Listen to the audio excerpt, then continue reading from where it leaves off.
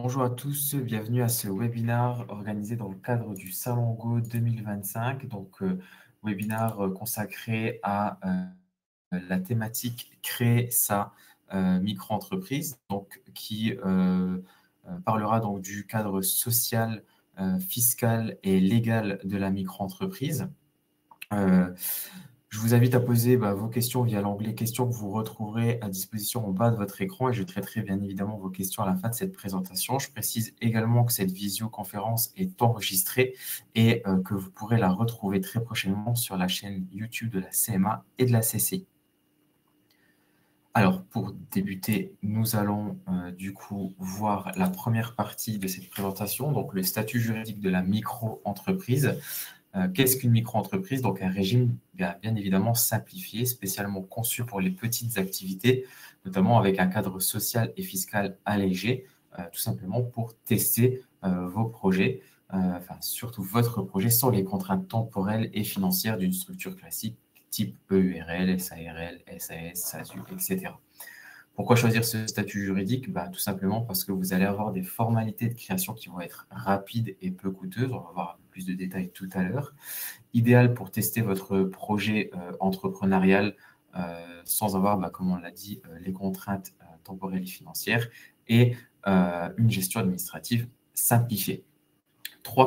Une condition pour accéder à ce statut juridique de la micro-entreprise sur la base de 3 secteurs d'activité. Donc, si vous êtes en activité commerciale, c'est un plafond de chiffre d'affaires de 188 700 € par an à ne pas dépasser. Pour les activités libérales et de services, donc artisanaux ou commerciaux, ça va être un plafond de chiffre d'affaires de 77 700 € par an à ne pas dépasser. Attention quand même, un petit point de vigilance pour les activités mixtes. Le micro-entrepreneur ne doit pas dépasser le plafond le plus élevé. C'est-à-dire que si vous faites, par exemple, si vous êtes coiffeur et que vous faites de la prestation de services plus de l'achat-revente de produits, vous allez avoir une activité qui est dite mixte, donc avec un plafond de 77 700 pour les activités de services et un plafond de 188 700 pour les activités d'achat-revente. Et vous ne devez pas dépasser en fait le plafond le plus élevé, donc 188 700. De plus, le chiffre d'affaires hors taxe généré dans chacune des activités ne doit pas dépasser le seuil qui lui correspond.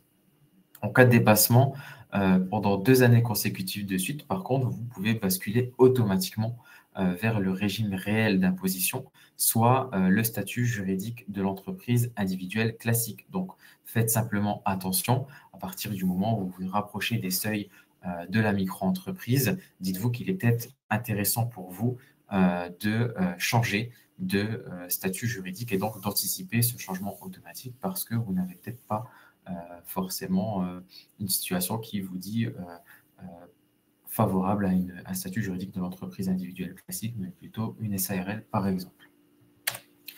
Maintenant, on passe au cadre légal à respecter en micro-entreprise, donc 5 grands paramètres. Le premier, ça va être le compte bancaire dédié, qui est obligatoire si votre chiffre d'affaires est supérieur à 10 000 € 2 années consécutives de suite. Par contre, nous, on recommande fortement de l'avoir dès le départ pour avoir déjà une meilleure organisation, une gestion claire de vos flux professionnels et une image plutôt professionnelle de votre activité. D'autant plus que ça sécurise aussi vos transactions avec les clients et les fournisseurs et les organismes publics, tout autant que les comptes classiques. Donc, vous pouvez aussi vous rapprocher d'une banque pour demander, on va dire, les coûts tarifaires d'un compte bancaire professionnel micro-entreprise parce que de plus en plus de banques proposent cette offre-là adaptée du coup à ce statut.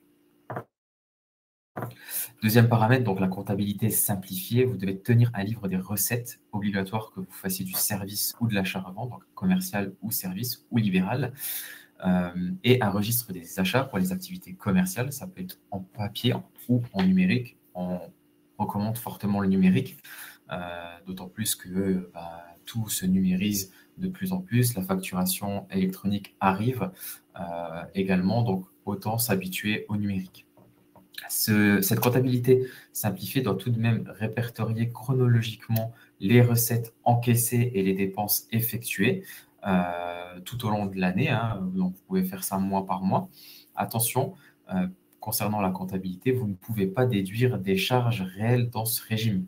C'est-à-dire que ce n'est pas parce que vous allez tenir un livre des recettes et des achats que vous pouvez déduire des charges comme pourrait le faire un vrai compte de résultat fait par un expert comptable dans un régime réel. Non, en micro-entreprise, la contrainte, c'est que vous ne pouvez pas déduire des charges car vous n'êtes pas dans un régime réel, vous êtes dans un régime micro.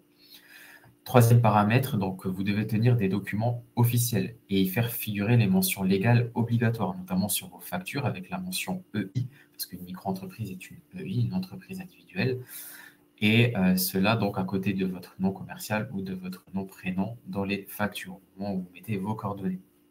En bas de page, quand vous mettez le total de votre facture, vous devez aussi faire figurer TVA non applicable, article 293B du CGI, si vous n'êtes pas assujetti à la TVA. Et normalement, tous les micros, si vous n'en faites pas la demande, vous n'êtes pas assujetti à la TVA. Donc, cette mention doit y figurer. Et vous devez conserver toutes vos factures pendant 10 ans minimum. Donc, je vous invite à les scanner et à les mettre sur un dossier numérique pour ne pas avoir des tas de papiers qui traînent. Rédigez également vos conditions générales de vente, c'est important car elles peuvent être demandées et en plus de ça, elles doivent figurer sur votre site internet si vous en avez un et surtout si vous vendez via votre site internet où du coup le client doit cocher qu'il les a bien lus avant de faire son achat. Quatrième paramètre, donc assurez-vous au niveau professionnel, souscrivez à une assurance RC Pro, donc responsabilité civile professionnelle, elle pourra vous servir pour couvrir les dommages causés à des tiers, et c'est obligatoire pour certaines professions. Moi, je vous invite à venir nous rencontrer pour qu'on voie si votre activité est soumise à cette obligation, d'autant plus que pour les activités du BTP, vous avez une garantie décennale qui est obligatoire. Voilà. Vous pouvez après aussi regarder sur les sites comme Service Public, BPI, pour voir quelles sont les activités qui sont soumises à cette obligation d'assurance. Et cinquième paramètre, qui est fortement oublié, mais qui est nécessaire, c'est la médiation à la consommation. Donc, vous devez adhérer à un médiateur pour résoudre les litiges à l'amiable. C'est un coût de 25 à 200 euros d'adhésion annuelle et selon les problématiques, si vous en rencontrez, ce qu'on ne vous souhaite pas, c'est 50 à 150 euros par médiation.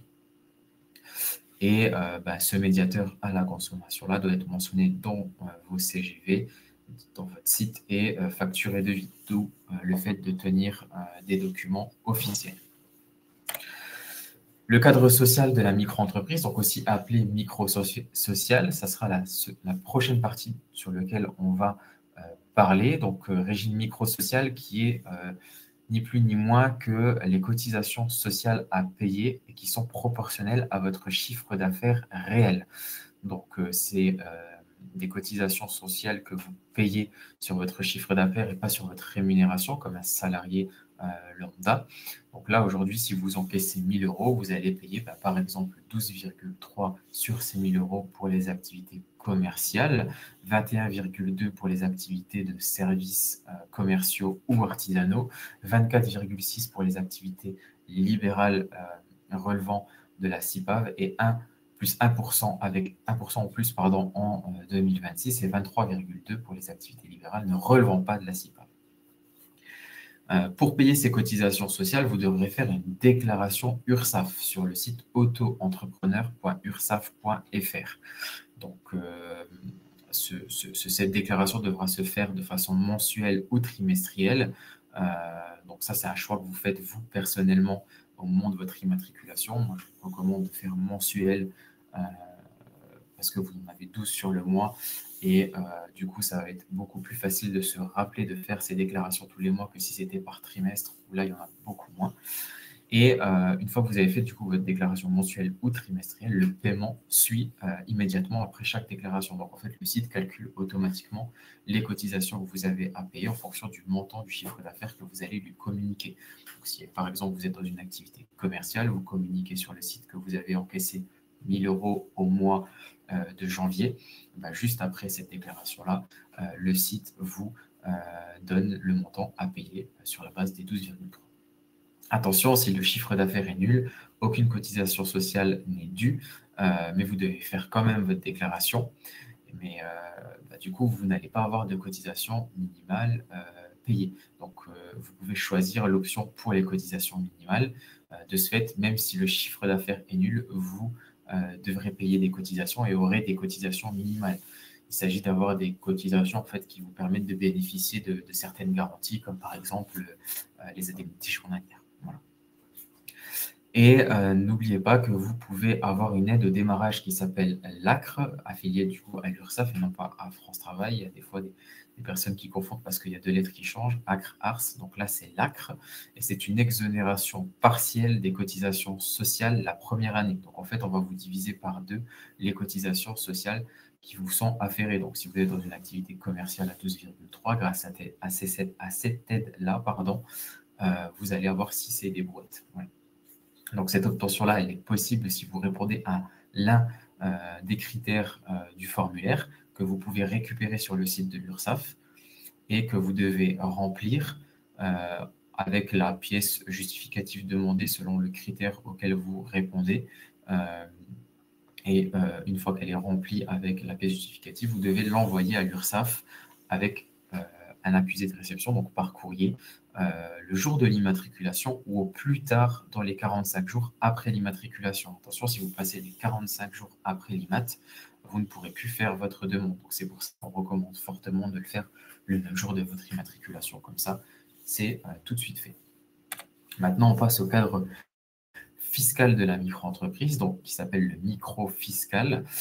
Donc là, 3 grosses rubriques à voir. Donc la première, c'est la déclaration de l'impôt sur les revenus, qui se fait sur la même déclaration d'impôt que vous faites à titre personnel, donc en avril-mai pour l'année N. Donc là, c'est une déclaration de l'impôt pour le foyer fiscal, sauf que vous avez une annexe en plus à remplir pour votre activité en micro-entreprise qui s'appelle la 2042C Pro. Vous aurez donc l'obligation de mettre le montant que vous avez encaissé à l'année sur cette annexe-là, qui se fait bien évidemment en ligne, sur votre espace particulier. Et du coup, 2 choix pour le payer, cet impôt-là, ou au forfait ou au versement fiscal libératoire, donc sur votre espace particulier impôt.gouv.fr.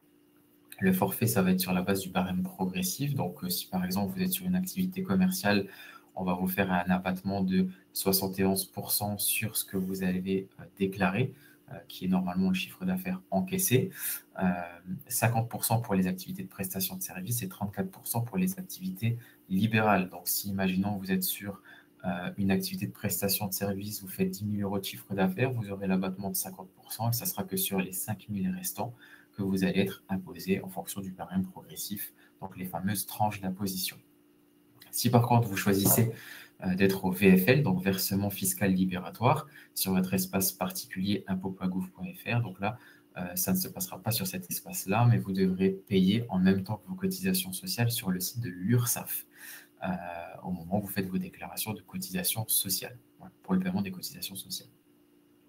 Encore une fois, ce versement fiscal libératoire n'est pas optimisé pour toutes les situations, tous les porteurs de projets, tous les futures micro-entreprises. Donc, c'est un calcul à faire au démarrage, d'autant plus qu'il y a des conditions pour l'obtenir. Vous devez aussi déclarer la taxe sur la valeur ajoutée si vous en êtes redevable, parce que comme je l'ai dit tout à l'heure, vous n'êtes pas redevable de la TVA quand vous êtes en micro-entreprise, sauf si vous faites une demande explicite auprès de l'administration fiscale par courrier pour déclarer la TVA et la récupérer sur vos achats. Ou alors, si vous dépassez les seuils de TVA qui sont dits de 85 000 en seuil normal pour les activités commerciales ou de 93 500 en seuil majoré. Et pour les activités de prestation de services ou libérales, on sera sur un seuil normal de 37 500 et 41 250 de seuil majoré. Et la dernière chose, donc au niveau micro-fiscal, c'est la cotisation foncière des entreprises sur laquelle vous allez être redevable. Donc, vous en êtes exonéré bien évidemment automatiquement la première année. Et à partir de la deuxième année, vous êtes exonéré si vous ne dépassez pas 5 000 € de chiffre d'affaires hors taxe. Par contre, si vous dépassez ces 5 000 € de chiffre d'affaires hors taxe, cette taxe-là va être calculée sur la valeur du mètre carré que vous utilisez pour exercer votre activité et sur le chiffre d'affaires hors taxe de N-2. Pour vous donner un exemple sur les grandes lignes, vous allez faire une déclaration de 10 mètres carrés. C'est votre commune qui fixe le tarif au mètre carré. Donc, si par exemple le mètre carré est de 10 €, vous utilisez 10 mètres carrés, c'est 10 fois 10, vous avez le tarif de votre taxe CFE. Mais des fois, on se base aussi sur le chiffre d'affaires si vous n'avez pas de local commercial.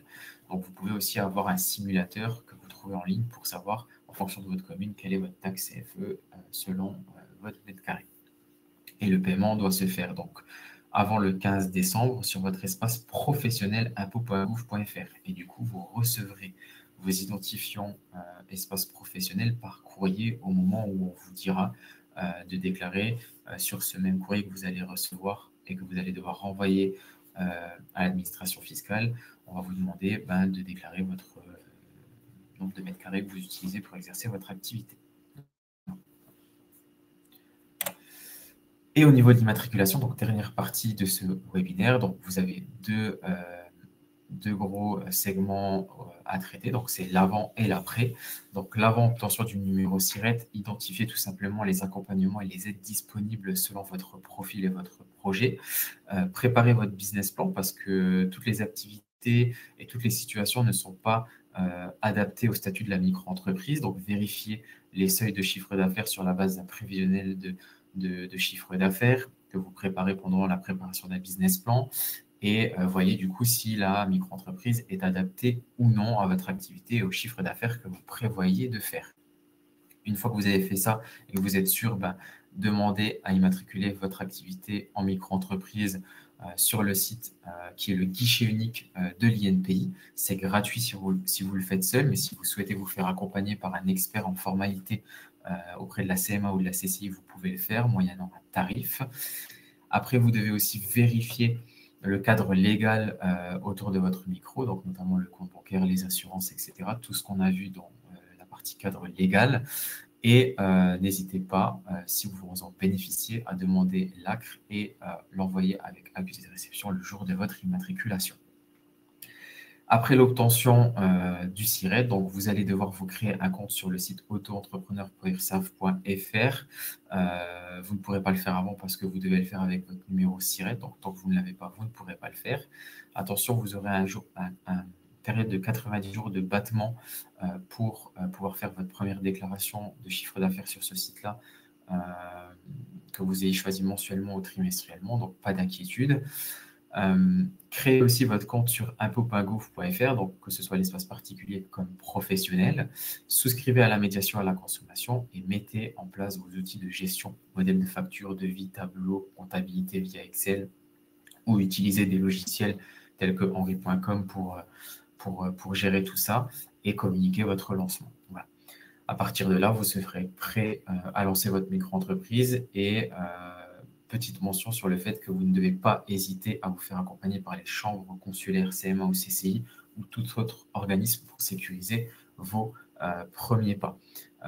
Vous pourrez nous rencontrer vendredi au salon pour ça et nous vous donnerons du coup toutes les informations vis-à-vis de nos accompagnements. Merci de votre participation active. Nous arrivons du coup au terme de ce webinaire. Je vous remercie pour votre participation active. N'oubliez pas que le salon Go ne fait que commencer et que vous pourrez assister à de nombreuses visioconférences sur des sujets très variés tout au long de la journée et jusque jeudi. Le programme est disponible sur www.salon-go.fr. Je vous rappelle également que le salon est ouvert du coup vendredi 21 novembre de 9h à 17h à la CMA de la Moselle à Metz. Et n'hésitez pas du coup à venir nous rencontrer. La CMA et la CCI sommes à vos côtés pour aller plus loin dans votre projet. Il ne me reste plus qu'à vous souhaiter une excellente continuité et un bon salon à tous.